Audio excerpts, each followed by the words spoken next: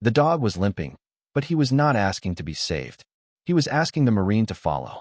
Sergeant Mason Cole saw him just before dusk on a narrow forest road outside Ashford, Oregon, where the pavement ended in wet gravel and the Douglas firs stood so tall they seemed to hold up the gray sky. Rain had passed through an hour earlier, leaving the woods dark, shining, and cold.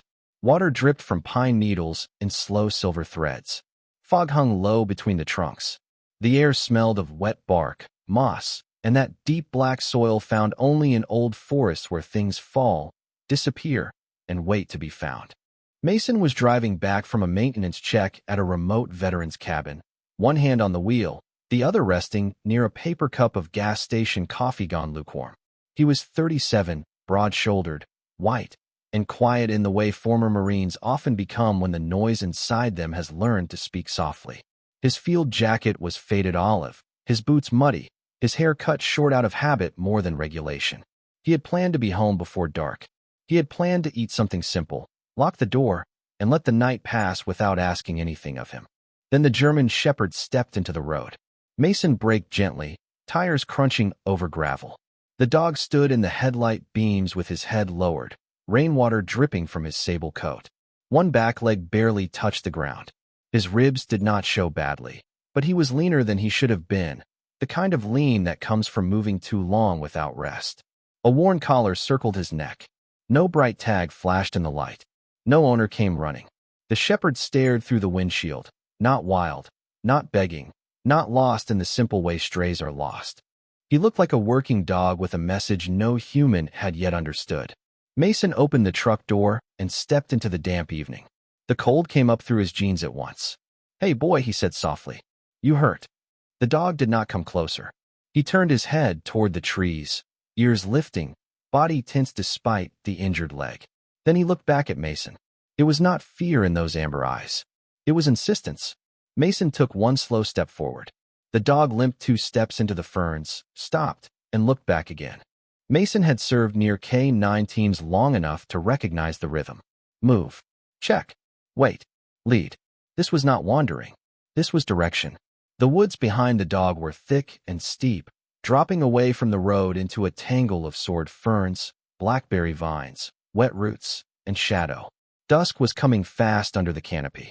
No sane person followed an unknown dog into Oregon timber at night without gear, radio, and a reason. Mason told himself that. Then the sound came. It was faint, so thin the trees almost swallowed it, but it reached him between drips of rain and the distant rush of a creek. A cry. Small. Human. Gone as quickly as it arrived. Mason froze. The German Shepherd did too. Every muscle in the dog's body pointed toward the sound.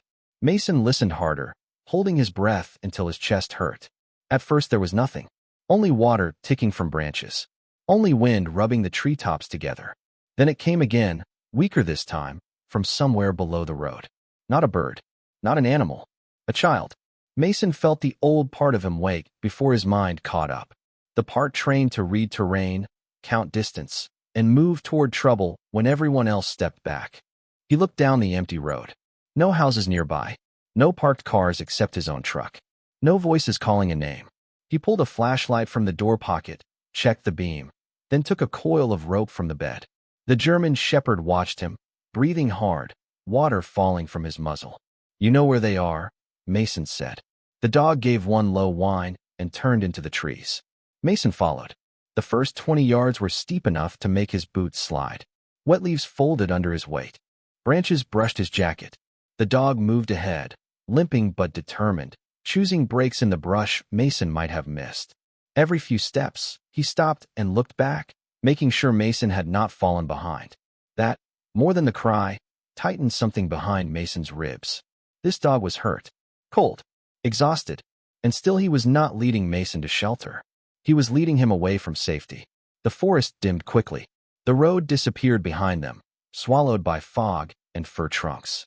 Mason clicked the flashlight on, and the beam cut through mist, catching drops of water suspended on spiderwebs, pale bark, the slick curve of roots crossing the slope like old knuckles. Somewhere below, the creek moved over stones with a steady hush. Mason paused at the sound of another cry, softer now, almost a breath with fear in it. The dog stopped beside a fallen cedar and lifted his nose. His ears trembled. Mason crouched near him and saw the collar more clearly. Dark leather, worn at the edges. A metal plate half hidden beneath wet fur, scratched and old. He reached toward it, but the shepherd stepped away, not in anger, only urgency. No time. Mason understood. All right, he whispered. Show me. The dog limped around the fallen cedar and down into the darker trees. Mason followed with the rope over his shoulder and the flashlight in his hand, feeling the first cold stir of a memory he had spent years avoiding. Another forest. Another search. Another voice he had not reached in time. He pushed it down and kept moving. Ahead, the German shepherd stopped at the edge of a narrow deer trail. His whole body went still. From somewhere beneath the roots and wet earth, a small voice cried once more, and this time Mason heard a word inside it. Mom. The dog looked back at him, amber eyes bright in the fading light, and Mason knew the evening had just become a mission. The deer trail fell away beneath the trees in a narrow ribbon of mud and needles, and Mason followed the limping German shepherd into the deepening dusk with the rope biting softly against his shoulder. The dog moved with purpose despite the injured leg, placing each paw carefully, stopping at every bend to listen, then looking back with those steady amber eyes until Mason caught up. It was the way trained dogs worked when they had already found the edge of something important. They did not waste motion. They did not explain. They simply led. Mason kept the flashlight low, sweeping the beam across roots, wet leaves, loose stones, and shallow prints filling with rainwater. The forest seemed to close behind him. The road was gone now, hidden above the slope, and the last pale light of evening had thinned into gray. Somewhere ahead, the creek whispered over rock, not loud, but constant, the kind of sound that could hide a voice if a person was not careful. Mason stopped and lifted one hand. The dog stopped too. They listened. A drop of water fell from a branch onto Mason's collar. Another landed on the metal flashlight. Farther down the slope, the cry came again, weaker than before. Not a scream. Not loud enough for anyone on the road to hear. A small, tired sound that rose from the earth and faded into the trees. The German shepherd gave a low whine and pressed forward. Mason's chest tightened. He had heard fear like that before, stripped down to one word, one breath, one last hope that somebody was close enough to answer. I hear you, he called, keeping his voice calm. Stay with me. I am coming. The forest gave nothing back for several seconds. Then a child's voice, thin and shaking, answered from somewhere below the roots. Mom. Mason crouched beside a mossy stump, scanning the slope. The sound did not come from the open trail.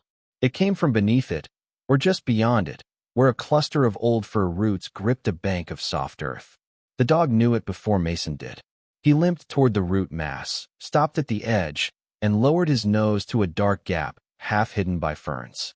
The opening was small, no wider than a feed sack, shadowed under a web of roots and washed-down leaves. Mason moved closer and saw where the ground had slumped after the rain, forming a narrow hollow beneath the tree. Not a deep hole, but deep enough, hidden enough. A child could slip there and vanish from sight within 10 feet of the trail. Good boy, Mason whispered. The shepherd did not look at him. He lay down at the edge of the hollow, body flat despite the mud, and stretched his muzzle toward the darkness. A small hand reached up from below, stopped short of the dog's nose, then disappeared. Mason's heart kicked hard. Alive. He lowered himself onto his stomach, ignoring the cold mud soaking through his jacket, and shone the flashlight into the gap at an angle. At first the beam caught only roots, clay, and glistening stones. Then he saw her. A little girl, maybe 5 years old, white, with a pink knit hat half slipped over damp blonde hair, crouched in a cramped pocket under the root shelf. Her jacket was muddy, her cheeks wet, her eyes wide with the exhausted shock of a child who had cried too long. She was holding one mittened hand against her chest and trying very hard not to move. Hey there, Mason said softly. My name is Mason. The dog brought me to you. The girl blinked at the shepherd, then at the light. Scout. Mason looked at the German shepherd. The dog's ears lifted at the name. Scout. So he had a name, and the child knew it. That is right, Mason said, though he did not yet understand how. Scout is right here. The girl's lip trembled. I fell. I know. You are doing real good. I want my mom. We are going to find her. Mason studied the hollow. The soil above the child was wet and heavy. If he reached too far or pulled too quickly, more earth could slide into the space. If he waited too long, the temperature would do its quiet work. The air under the roots smelled of cold clay and rainwater. He could hear the child's teeth chatter between breaths. "What is your name, sweetheart?" he asked. "Lily. Lily, I need you to stay very still for me. Can you do that?" She nodded, then looked at Scout. He came back. Mason glanced at the dog.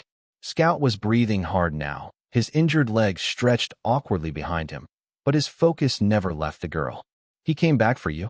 Lily nodded again. "He was by the fence. I followed him because he was hurt. Then I slipped." Mason let the words settle. The dog had not simply found her. Somehow, after getting hurt himself, he had gone for help and chosen the first person who could understand. Mason reached for his phone. One bar flickered at the top of the screen, then vanished. He shifted 2 feet uphill and tried again. No service. Of course. The trees were thick, the valley low, the evening getting darker by the minute. He looked back toward the slope they had descended. Returning to the truck would cost time. Staying without backup had its own cost. Scout suddenly lifted his head and gave one short bark toward the trail above them. Mason turned. Through the trees, a distant voice called a name, broken by panic and wind. "Lily," the child gasped. "Mom." Mason stood halfway, careful not to disturb the bank. "Over here," he shouted. "Follow my light, but move slow." Branches cracked above. A woman's figure appeared between the firs, stumbling down the slope in a Forest Service rain jacket, blonde hair loose around a face drained of color. Behind her came a deputy in a tan jacket, breathing hard, one hand gripping a radio that crackled with static. The woman saw Mason first, then the dog, then the hollow. "Lily," she cried, but Mason raised his hand. "Careful. The ground is soft. Stay back from the edge." Every part of her wanted to run to the opening. Mason saw the fight in her body, the way love pushed forward and fear held it by the collar. She stopped 3 feet from the root shelf, trembling so hard the beam of her flashlight shook across the trees. "I am Claire Bennett," she said, voice breaking. "I am her mother." Mason nodded. "She is alive. She can hear you. Keep talking to her." Claire dropped to her knees in the wet leaves, but kept back as told. "Lily, baby, I am here. I am right here." From the hollow, the girl began to cry again, softer now because the voice she needed had found her. Scout pushed his muzzle closer to the gap until Lily could touch him. Mason saw her small fingers settle into the wet fur at his cheek. The dog closed his eyes. Deputy Aaron Pike came to Mason's side, chest heaving from the climb. He was white, mid-40s, with rain on his eyebrows and worry set deep in his face. "Search team is 15 minutes out," he said. "Maybe 20. Trail washed near the lower bridge." Mason looked at the darkening sky, then at the fragile shelf of roots above Lily. 15 minutes could be safe. 15 minutes could be too late. Beneath the tree, Lily whispered Scout's name as if it were the only warm thing left in the woods. Mason uncoiled the rope from his shoulder. "Then we start now."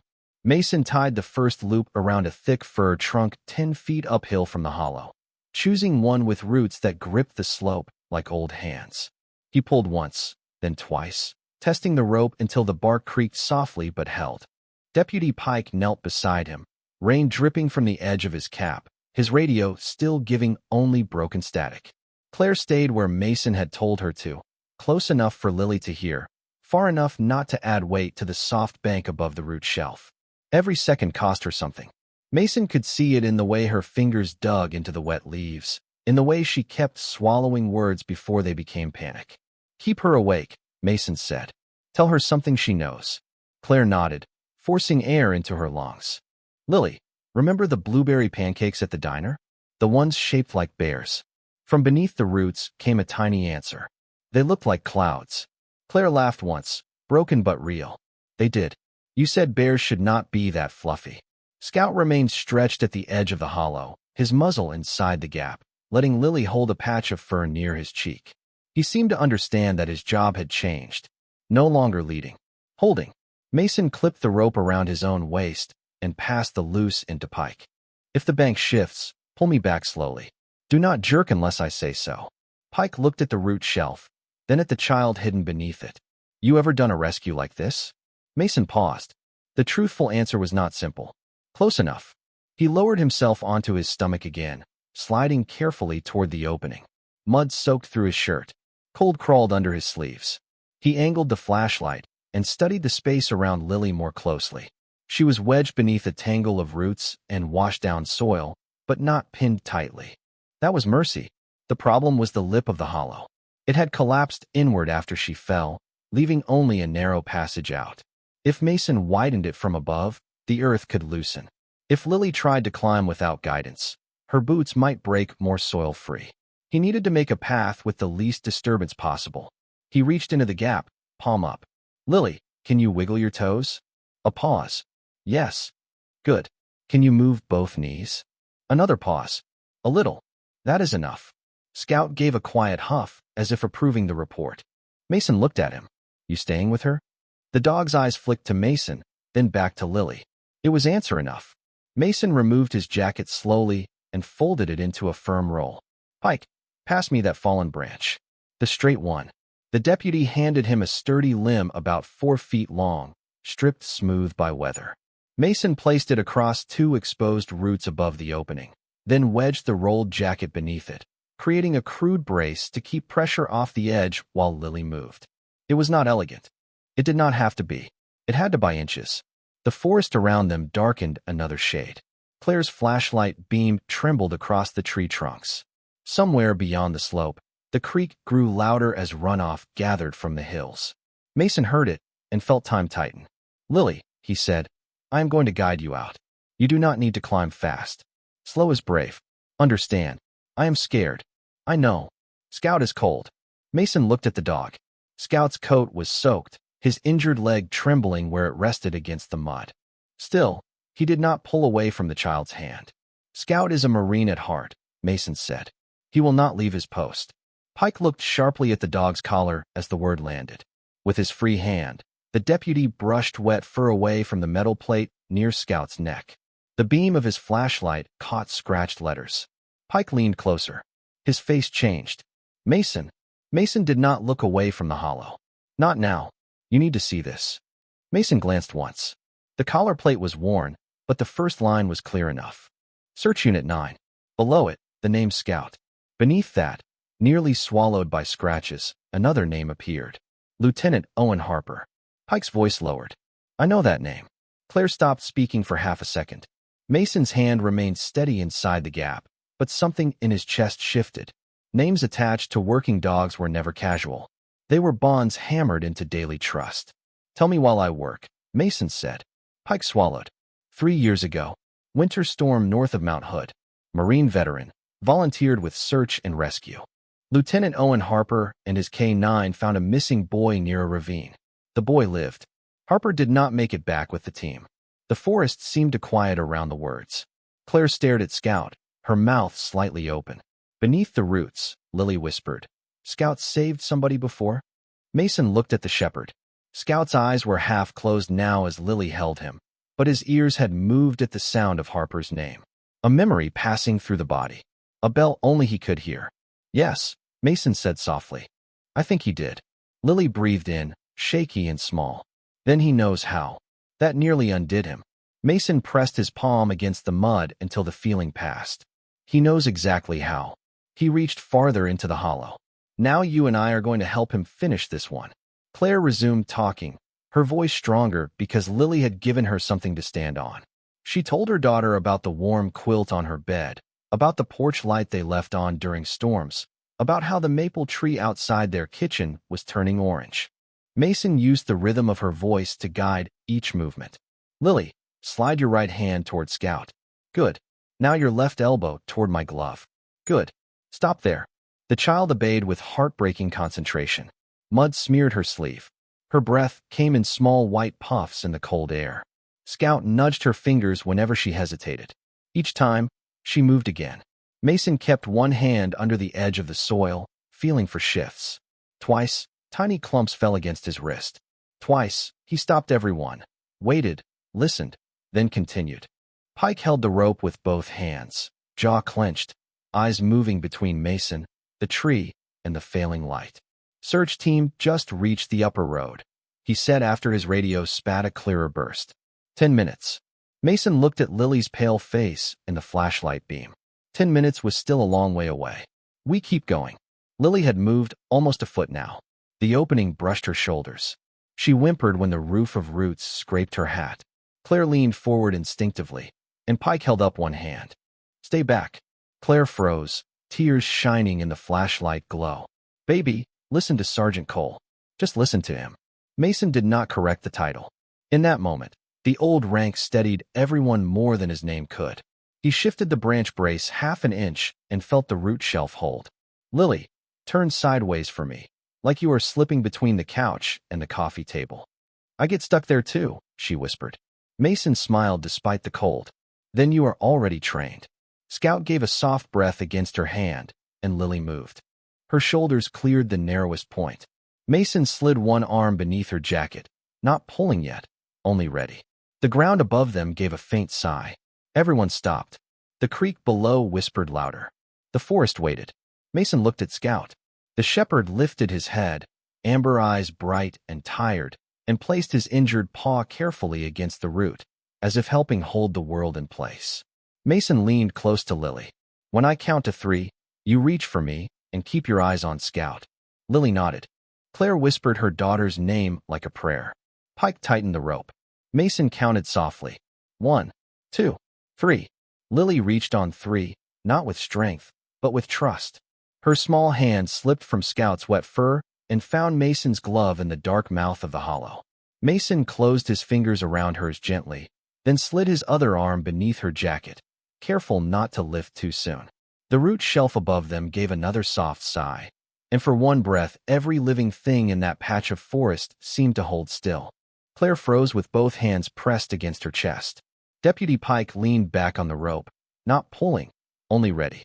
Scout stayed low beside the opening, his injured paw braced against the exposed root, his amber eyes fixed on the child, as if his gaze alone could keep the earth calm.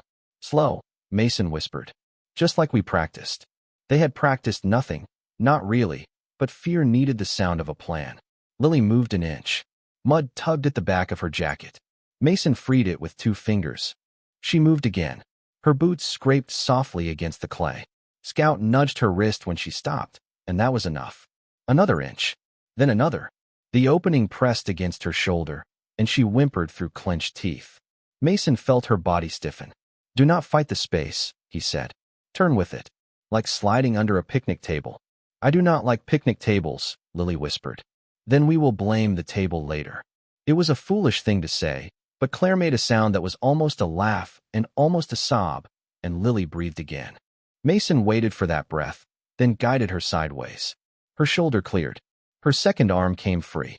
For the first time, Mason could see her whole face in the flashlight glow, pale and streaked with mud, but awake. Awake mattered. Awake was a miracle still choosing to stay. Pike murmured, "You are close." Mason ignored the hope in the words. Hope could make hands rush. He did not rush. He shifted his weight backward by half an inch, letting the rope take some of him, then drew Lily toward the open air with the patience of a man lifting something breakable from a river. The root shelf creaked. A small spill of wet soil slid down behind Lily's boots and fell into the hollow where she had been. Claire gasped, but Mason's voice cut through soft and firm. Eyes on Scout, Lily. The girl turned her head. Scout, trembling from cold and effort, pressed his nose to her sleeve. Lily locked onto him. That was all she needed. Mason pulled once, smooth and slow, and Lily came free of the hollow into the wet leaves.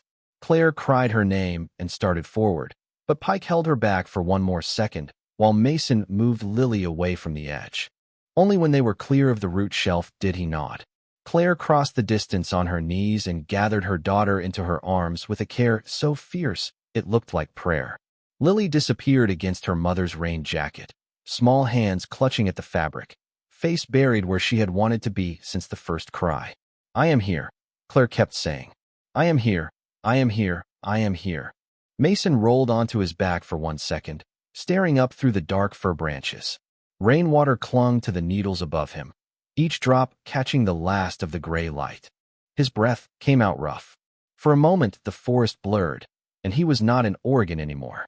He was in another tree line years ago, hearing another voice fade under wind and distance, feeling the old helplessness rise like cold water.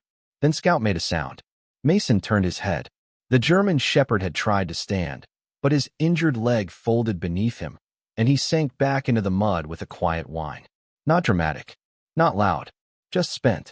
Lily heard it even through her mother's arms. She lifted her face. Scout. The dog's ears twitched, but he did not get up. Mason pushed himself to his knees and moved to him. Up close, the shepherd's body shook hard now, all the strength he had borrowed finally being called back. Mason slid one hand under the dog's chest and felt the rapid heartbeat beneath wet fur. You did good, he said quietly. Scout's eyes found his, and for the first time since Mason had seen him on the road, the dog seemed unsure what came next.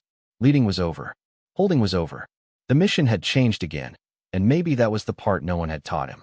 Deputy Pike called into his radio, finally catching a clear signal. Child located. Alive. We need medical support at the lower trail and veterinary support if available. German Shepherd K9, injured but responsive. He paused, then looked at Scout's collar again. His voice softened when he added, possible identification connected to Lieutenant Owen Harper. The name moved through the little clearing like wind through pine needles. Claire looked up from Lily, her face wet and stunned. Owen Harper? Pike nodded slowly. He served with search and rescue before he passed. His dog vanished after the memorial. Folks thought Scout had gone into the mountains and never came out. Lily, wrapped in her mother's arms, reached one hand toward the shepherd. He came out for me. No one answered because there was nothing better to say. Mason took off his outer shirt and laid it over Scout's back beneath the damp jacket roll, trying to give him warmth without moving him too quickly. The dog accepted it with a long breath. The search team lights appeared above the slope then, bobbing through the trees like small stars descending. Voices called down. Boots slid through mud. The forest, so lonely minutes before, filled with people, ropes, blankets, medical bags, and the hurried gentleness that comes after danger begins to loosen its grip. Lily was checked first. The medic wrapped her in a thermal blanket and asked simple questions. Her name, her age, the color of her bedroom. She answered each one in a whisper, never taking her eyes fully off Scout. When they lifted her to carry her toward the trail, she reached for Mason's sleeve. Do not leave him. Mason looked at Scout, then back at the child. I will not. Lily seemed to believe him. She rested her head against Claire's shoulder and let them carry her uphill. Mason stayed with Scout until the clearing emptied around them. Pike remained too, holding the flashlight steady. Together, they made a sling from the rope and a rescue blanket, careful with the injured leg. Scout did not resist. He only watched the path Lily had taken. Mason understood that look. Some hearts do not know how to stop guarding simply because the person is safe. She is going home, Mason told him. You brought her all the way back. Scout blinked slowly. The tension in his ears eased. As Mason and Pike carried him up the slope, the first clear patch of evening sky opened above the trees. It was not bright, not yet, just a thin silver break in the clouds. But after the darkness under the roots, it looked like grace. They reached the forest road just as the last light drained behind the firs. The rescue team had turned Mason's truck and 2 county vehicles into a small island of warmth, headlights pointed toward the trailhead, amber hazard lights blinking against the wet trunks. Lily was already inside the back of an ambulance, wrapped in blankets, sitting on her mother's lap while a medic checked her temperature and asked gentle questions. Claire held her so tightly Mason wondered whether she would ever fully let go again. When Lily saw Scout being carried up the slope, she pushed one hand out from under the blanket. Scout, she called, her voice thin but alive. The German shepherd lifted his head from the rescue blanket sling. His ears rose at once. Even exhausted, even shivering, he tried to shift toward her. Mason tightened his hold carefully. Easy, boy. She is safe. Lily's eyes filled, not from fear now, but from the kind of relief children do not know how to carry. He needs a blanket too. One of the medics immediately handed Mason a dry thermal blanket, silver on one side, blue on the other. Mason wrapped it around Scout's soaked body, leaving his head free. The dog's injured leg trembled beneath the fabric. Claire looked from her daughter to the shepherd and pressed her lips together as if words were too small. Then she said, "Thank you." Mason nodded, but his eyes stayed on Scout. He is the one who found me. Deputy Pike opened the passenger door of his county sport utility vehicle and spread another blanket across the seat. Closest emergency veterinarian is in Bend, about 35 miles if the highway is clear. I already called. They are waiting. Mason looked at his truck, then at the ambulance, then at Scout. The shepherd's gaze had returned to Lily, steady and protective through the open ambulance doors. I will take him, Mason said. Pike hesitated. You do not have to. Mason slid one arm under Scout's chest and the other beneath his hips, lifting with care. Yes, he said quietly. I do. Scout did not resist. That trust landed heavier than the dog's weight. Mason carried him to the truck instead of the county vehicle, laying him across the passenger seat where the heater could reach him and where no metal cage or unfamiliar compartment would make him think he had been abandoned again. Pike started to object, then stopped. Some rules were built for ordinary nights. This was not one.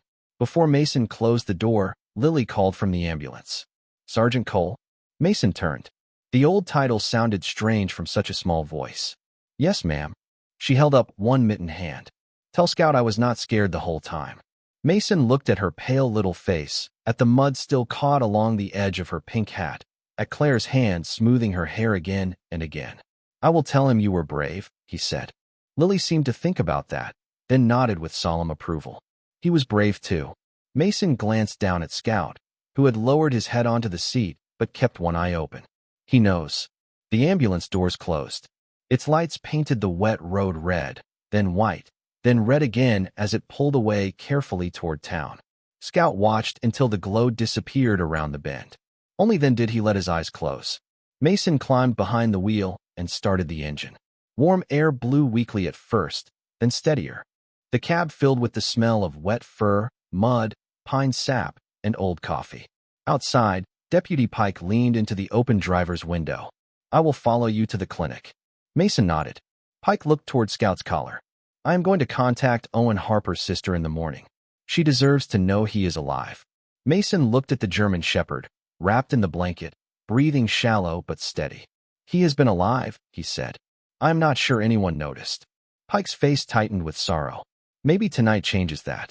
The drive to Bend felt longer than 35 miles. Rain returned in soft bursts, sweeping across the windshield, turning the highway into a black ribbon under the headlights. Scout slept for a few minutes at a time, then woke suddenly whenever the truck passed a dark stand of trees or a dip in the road where water gathered. Mason kept one hand on the wheel and the other resting near the dog's shoulder, not gripping, not demanding, just present. She is okay, he said each time Scout stirred. Lily is with her mom. The dog would breathe in, listen to Mason's voice, and settle again. Halfway there, they passed a sign for Mount Hood Search and Rescue Memorial Highway. Mason noticed Scout's ears move before he noticed the sign. The dog lifted his head weakly, staring into the rainy dark beyond the glass. Mason slowed without meaning to. For a moment, the road ahead blurred with memory. Pike's words returned. Lieutenant Owen Harper. Winter storm. Missing boy. Did not make it back. Mason had never met the man, yet the outline felt familiar. A person goes into the woods because someone else cannot get out. The world celebrates the saved and buries the one who paid the cost. The dog remembers both. At the emergency veterinary clinic, Dr. Ellen Marsh met them beneath a covered entrance with a rolling cart and a calm voice. She was white, in her late 50s, with silver hair cut short and a face lined by years of midnight calls. This must be Scout, she said. The dog opened his eyes at his name, but did not lift his head. Mason helped transfer him inside. The clinic smelled of antiseptic, warm towels, and clean metal, a sharp contrast to the wet forest still clinging to both of them. Dr. Marsh examined Scout with gentle efficiency. Strained rear leg. Paw pad torn, but not severe. Mild hypothermia. Dehydration. Old scars under the fur from a hard life outdoors. Nothing that spoke of cruelty. Everything that spoke of survival. When she listened to his heart, Scout turned his eyes toward Mason, asking without asking whether this place was safe. Mason stepped closer. I am here. The dog stopped trembling quite so hard. Dr. Marsh looked up. He is older than he looks in the face, maybe 7 or 8. Strong heart. Strong will. He needs rest, fluids, warmth, and someone he trusts nearby. Can I stay? Mason asked. I was hoping you would. So Mason sat on the clinic floor beside the warming pad, while Scout rested under clean blankets. Hours passed in the slow language of machines humming, rain tapping glass, and the soft movement of veterinary staff checking vitals.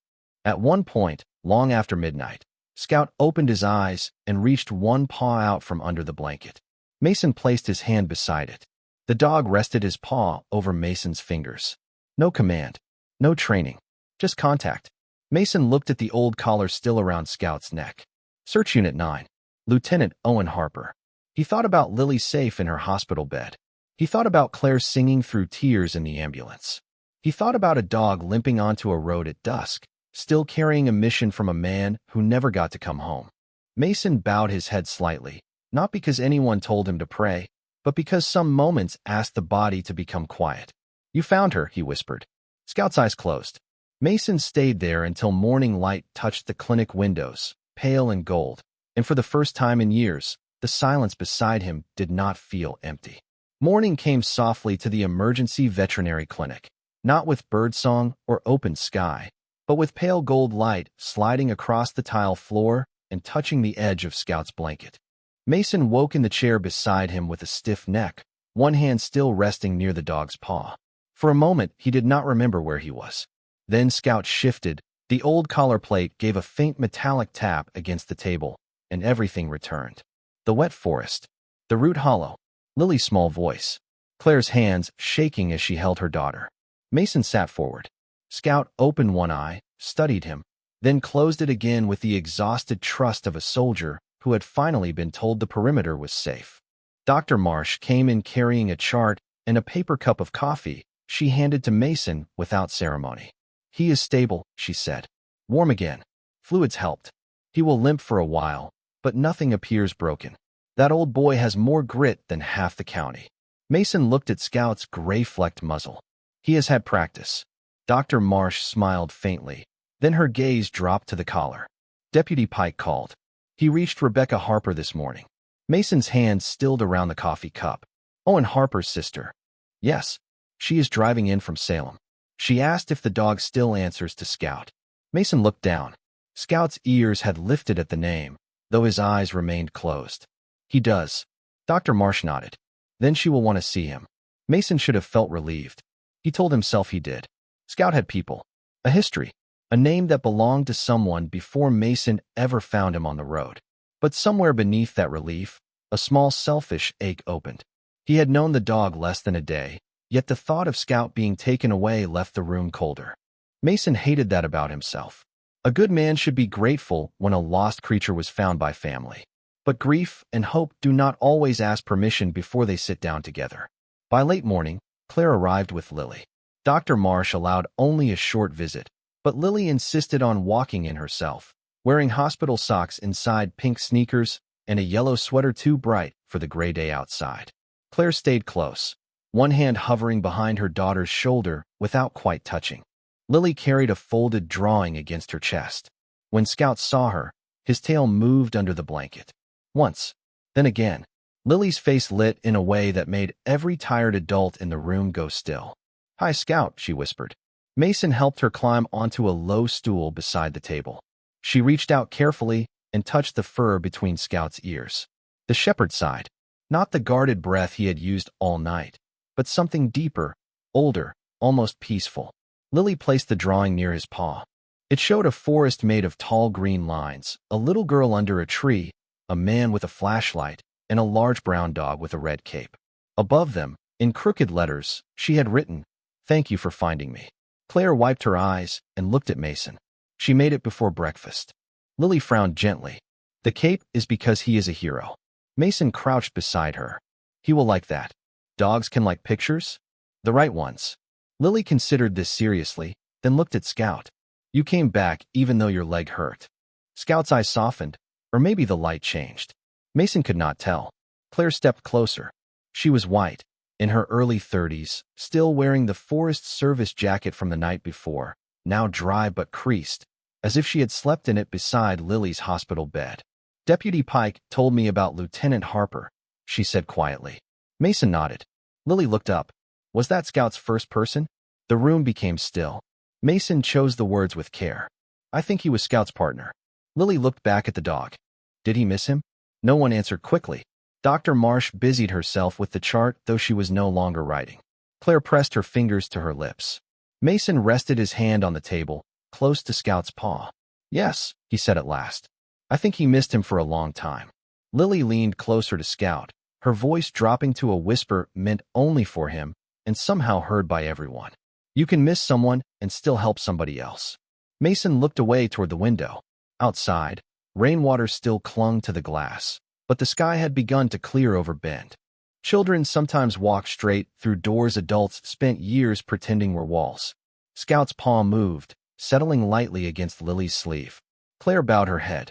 For a few minutes, nobody tried to turn the moment into anything else. Then the bell over the clinic entrance rang. Scout lifted his head before any person spoke. His ears came forward. His body, sore and tired moments ago, became alert in an instant. Dr. Marsh glanced toward the hallway. Footsteps approached, slow and hesitant. Deputy Pike appeared first, hat in hand. Behind him stood a woman in her late 30s, white, with auburn hair pulled into a loose braid and eyes red from a drive made through tears and memory. She stopped in the doorway when she saw the dog. One hand rose to her mouth. Scout, she said. The name came out broken. The German shepherd stared at her. For one long second, nothing happened.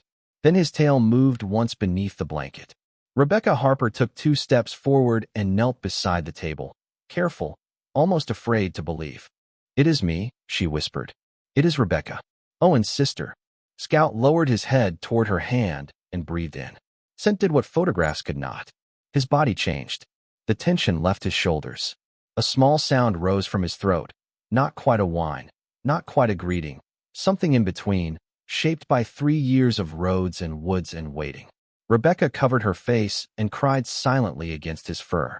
Scout did not pull away. He leaned into her, and Mason felt the small selfish ache inside him become something gentler. Not gone. Changed. The dog had not been his to keep yesterday. Not yet. Maybe not ever. But he had been his to follow when the woods asked for courage. He had been his to sit beside through the night. Sometimes that was all Grace gave you. A piece of the journey. Rebecca lifted her head and saw Lily's drawing. She read the crooked words and smiled through tears. He found you. Lily nodded solemnly. He knew where I was. Rebecca touched Scout's collar, thumb brushing the scratched plate with her brother's name. That sounds like him. Mason understood she did not mean only the dog. Deputy Pike stood quietly by the door, letting the reunion breathe. Dr. Marsh checked Scout's monitor with unnecessary focus. Claire held Lily against her side. And Scout, old search dog, lost partner, tired miracle, rested between past and present while the room filled with the strange peace that comes when sorrow does not disappear, but finally has somewhere to go.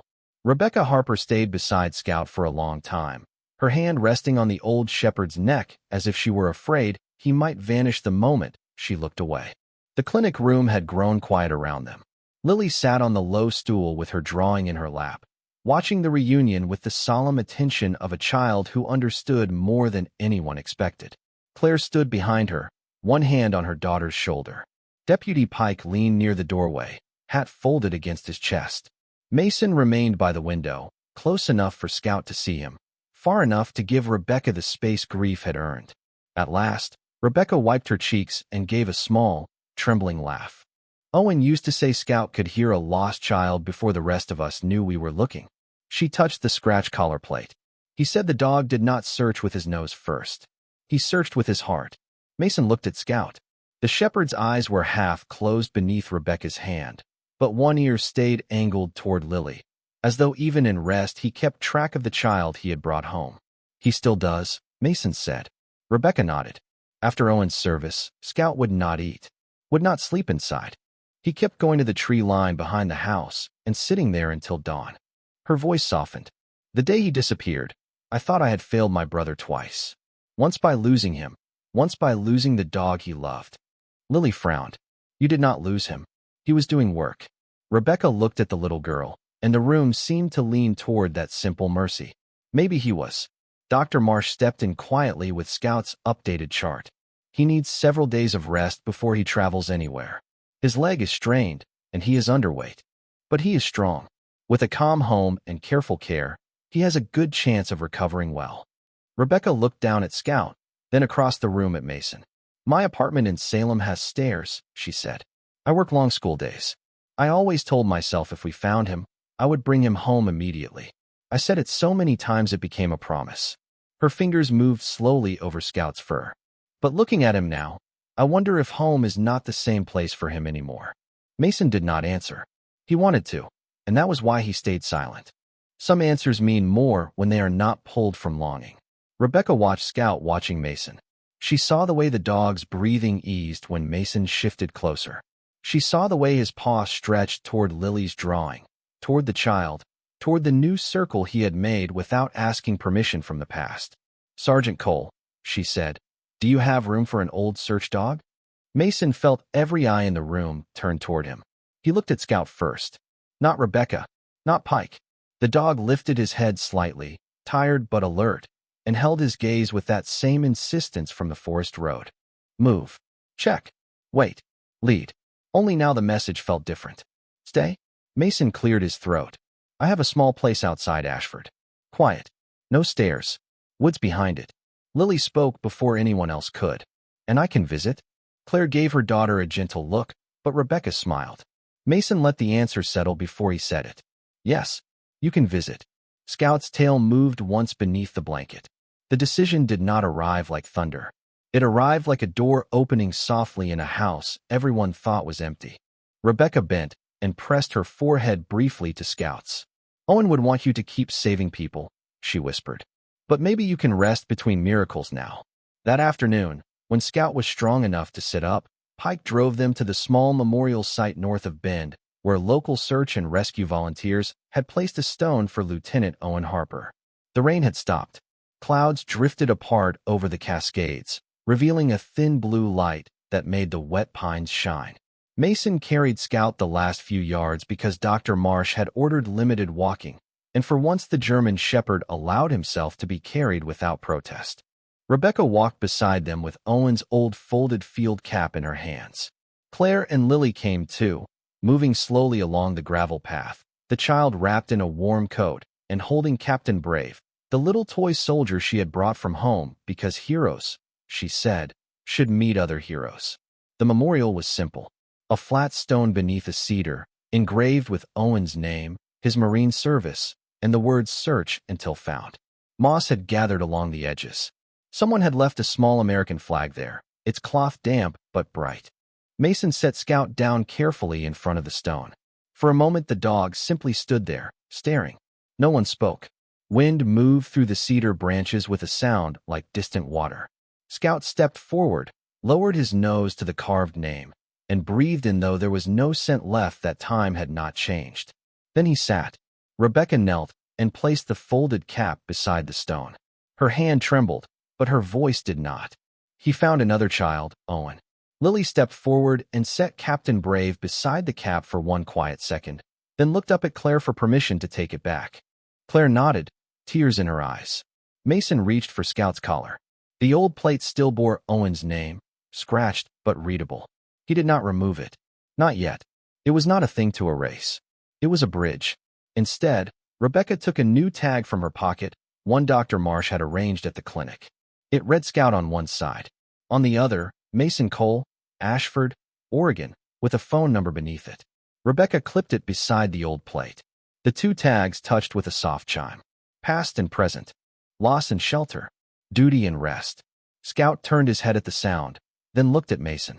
Mason knelt and placed one hand on the dog's shoulder.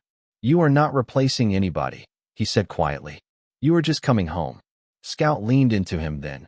Not much. Only enough for Mason to feel the weight. It was the first time the dog had asked for support instead of giving it. Claire covered her mouth. Pike looked away toward the trees. Rebecca closed her eyes.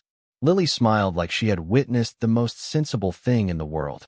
As they left the memorial, sunlight finally broke through the clouds and fell across the path in long pale bands. Scout walked only a few steps before Mason lifted him again, careful of the injured leg. The shepherd did not look back at the stone. He had said what he came to say. In Lily's small hand, Captain Brave swung at her side. In Rebecca's pocket, The empty space where the new tag had been no longer felt like letting go. And in Mason's arms, the old K9 rested his head against a faded Marine sweatshirt, carrying the memory of one partner and the beginning of another without needing the world to explain how both could be true. Scout slept through most of the ride back to Ashford, his head resting on the folded blanket in the passenger seat, the two tags at his collar touching softly whenever the truck crossed a rough patch of road. Mason drove with the windows cracked just enough to let in the clean smell after rain. The forest looked different in daylight. The same firs stood along the highway, tall and dark and ancient, but the shadows no longer seemed to be hiding something. Water shone on the branches. Mist rose from the low places. Far off, sunlight touched the ridges in pale gold, and the whole county seemed to be breathing out. Mason kept one hand on the wheel and one hand close enough for Scout to feel if he woke frightened. The dog did wake once when they passed the gravel road where he had first appeared. His ears lifted. His body stiffened. Mason slowed the truck, not stopping, only giving the moment room. The entrance to the deer trail was marked now with yellow caution tape and fresh boot tracks from the search team. A county vehicle sat near the shoulder. Someone had placed a small orange flag beside the place where Scout had limped into the headlights. Scout stared at it, eyes clear but heavy. Mason looked through the windshield at the dark line of trees. "She is not there anymore," he said quietly. "You brought her out." Scout listened. The tension in his shoulders eased by degrees, like a knot loosening under patient hands. When Mason pressed the gas again, the dog did not look back. The small house outside Ashford sat at the end of a gravel drive bordered by wet ferns and cedar posts. It was not much, just a single-story cabin with a green metal roof, a porch that needed sanding, and would smoke stains above the chimney from winters before Mason had lived there. But it was quiet. There were no stairs. Behind it, the forest rose gently instead of falling away, open enough for light to move between the trunks. Mason carried Scout inside because Dr. Marsh had been clear about rest, and because the dog had given enough proof of bravery for 1 week. The house smelled of coffee, old leather, firewood, and cedar. Scout lifted his head as Mason brought him through the door, taking in the room with careful eyes. A couch with a folded quilt, a small kitchen, a row of marine photographs turned slightly away from direct light, a pair of boots by the back door. No shouting, no crowd. No kennel. Mason had placed a thick dog bed near the wood stove that morning, still uncertain whether Scout would use it. He set him down gently. Scout stood for a moment on 3 steady legs and 1 tender one, looking at the bed as if comfort were a command in a language he had forgotten. Mason lowered himself to the floor beside it. "No rush," he said. "You can inspect the whole place if you want." Scout took 2 slow steps, sniffed the edge of the quilt, the table leg, the old boots, then returned to the bed and circled once, twice. On the 3rd turn, he lowered himself with a long sigh. Mason felt something unclench in his chest that he had not known was waiting. Outside, afternoon light slid across the porch boards. Inside, Scout slept beside the stove. For 3 days, Mason kept the house quiet. He changed Scout's bandage, measured his food, gave medicine hidden in peanut butter, and learned the small map of the old dog's habits. Scout liked to sleep where he could see the door. He woke before dawn, even when no one asked him to. He refused to eat until Mason sat nearby. He did not bark at passing trucks, but he listened to them until they were gone. On the 2nd night, a branch snapped in the woods behind the house, and Scout rose too fast, stumbled, and stood shaking in the dark hallway. Mason found him there, not growling, not panicked, simply ready to answer a call that no one had made. Mason sat on the floor 5 feet away and waited. "Stand down," he said softly. "Nobody is missing tonight." Scout stared toward the back door. Mason repeated it. "Nobody is missing tonight." The words settled slowly. Scout came to him at last, limping, and rested his forehead against Mason's chest. Mason placed one hand between his ears and closed his eyes. He had not realized until that moment that he had needed the same order. "Nobody is missing tonight." On the 4th morning, Claire and Lily came to visit. Lily arrived wearing a blue jacket and carrying Scout's drawing, now sealed in a clear plastic sleeve to protect it from weather. Claire brought homemade chicken soup because, she said, Marines and rescue dogs both looked like they forgot to eat properly unless someone intervened. Mason accepted it with a smile he tried to hide. Scout heard Lily's voice before the truck door closed. His tail began moving against the dog bed. When she entered, he lifted his head, and Lily walked to him with the seriousness of someone approaching a chapel. She did not throw her arms around him. She remembered his leg. Instead, she sat beside the bed and placed one small hand on his shoulder. "Hi, Scout. I am still home." The dog breathed out and rested his chin near her shoe. Claire stood in the doorway for a moment, watching them, her white face soft with gratitude and a kind of lingering fear that would take longer to leave. "She sleeps with the hallway light on now," she said quietly to Mason. "But she sleeps." Mason looked at Lily, who was telling Scout that Captain Brave had been promoted for courage under Roots. "That is enough for now." Claire nodded. "And you?"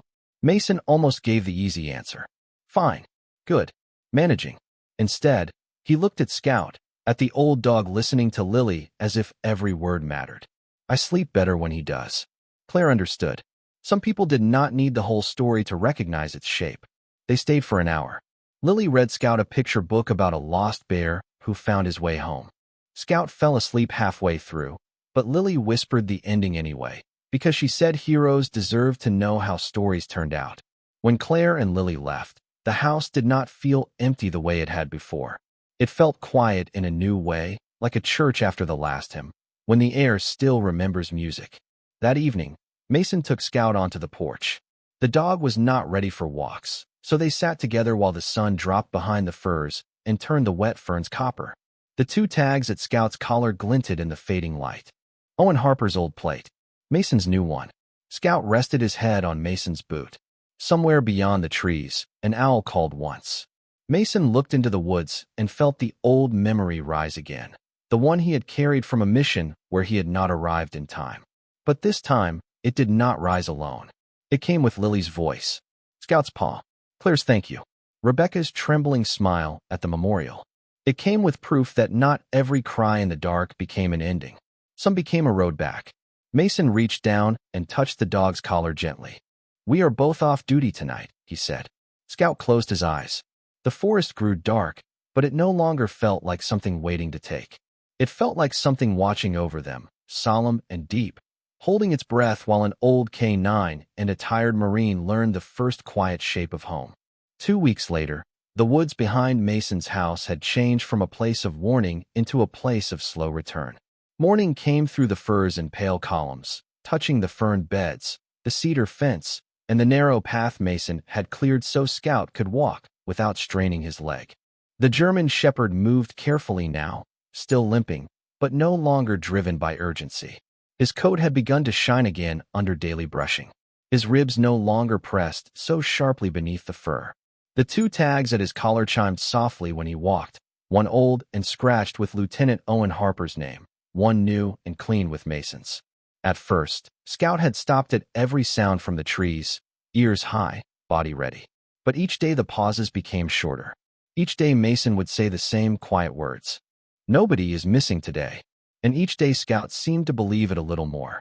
On a clear Saturday afternoon, Claire brought Lily to the cabin with a small basket of blueberry muffins and a folded piece of yellow ribbon. Lily had chosen the ribbon herself, she announced, because heroes should have something sunny even when they were not wearing capes. She was still thin from the cold days after the rescue, and she still kept close to her mother when the wind moved too suddenly through branches, but color had returned to her cheeks. Children heal and brave, uneven steps. One morning they laugh. One night they ask for the hallway light. Both are true. Scout met her at the porch with his tail moving slowly, careful not to jump, as though Dr. Marsh's instructions mattered more coming from Lily than from any adult. Lily sat on the lowest step and tied the ribbon loosely to the handle of Scout's leash, not to his collar, because she said the collar was for important grown-up memories and the leash was for adventures. Mason watched from the doorway, coffee in hand, feeling the house grow fuller without becoming loud. Claire stood beside him in a Forest Service jacket, her blonde hair tucked behind one ear, her eyes on her daughter and the dog. She asked to go back to the trail? Claire said quietly. Mason looked toward the tree line. Today. Not all the way. Just the top of it. She wants to leave something there. Mason studied Lily, who was showing Scout a muffin and explaining that dogs could not have too much because stomachs had rules. Does she understand? Claire folded her arms gently, more around herself than against the cold. She understands enough.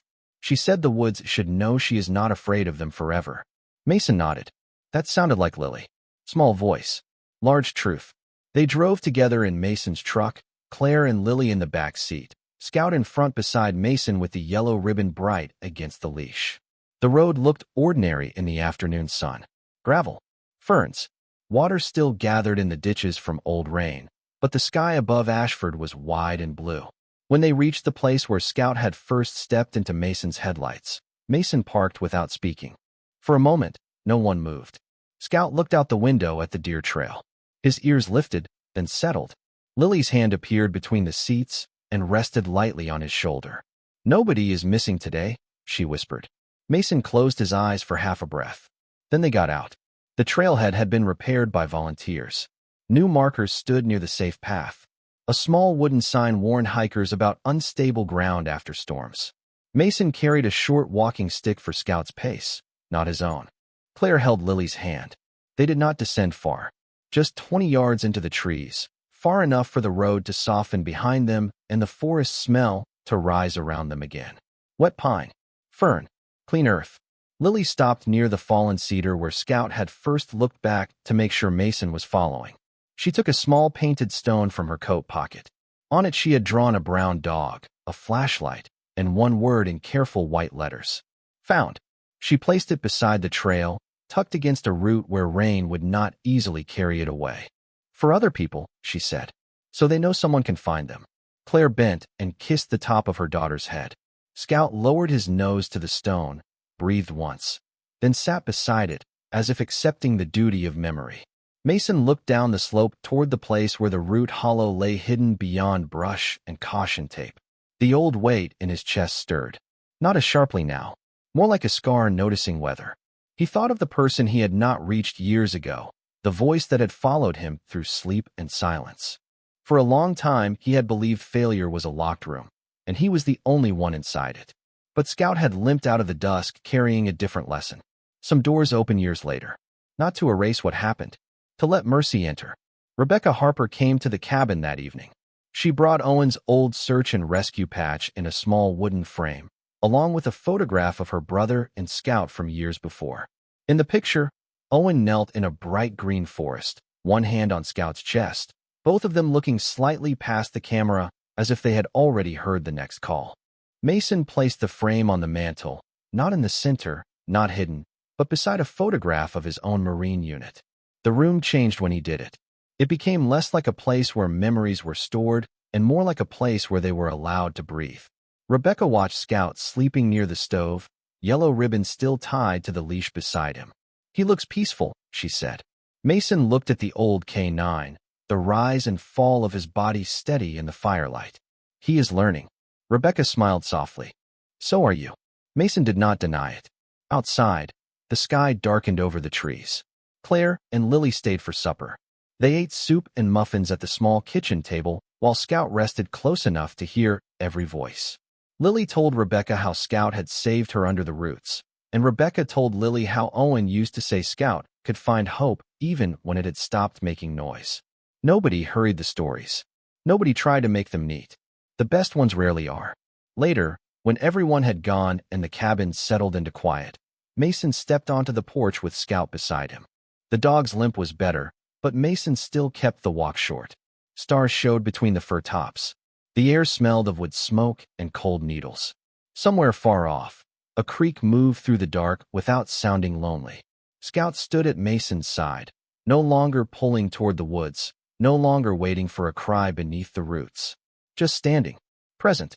Mason rested one hand on the shepherd's head. "You did enough," he said. Scout leaned against his leg with gentle weight. In the silence that followed, Mason understood something he had been circling since the night they found Lily. Rescue was not always a single moment. Sometimes it was the long work after the miracle, the food bowl filled each morning, the porch light left on, the child brave enough to visit the trail, the sister able to say her brother's name without breaking, the Marine learning to sleep without listening for a voice he could not reach. The forest held them in its dark, solemn and kind. No thunder answered. No sign appeared in the sky. Only an old German shepherd breathing beside a man who had thought his best days were behind him, and somewhere across town, a little girl sleeping under a quilt with the hallway light dimmed lower than before. Some cries change everything because someone hears them. Some promises are kept by hands, some by paws, and some miracles arrive limping out of the woods, asking only that we follow.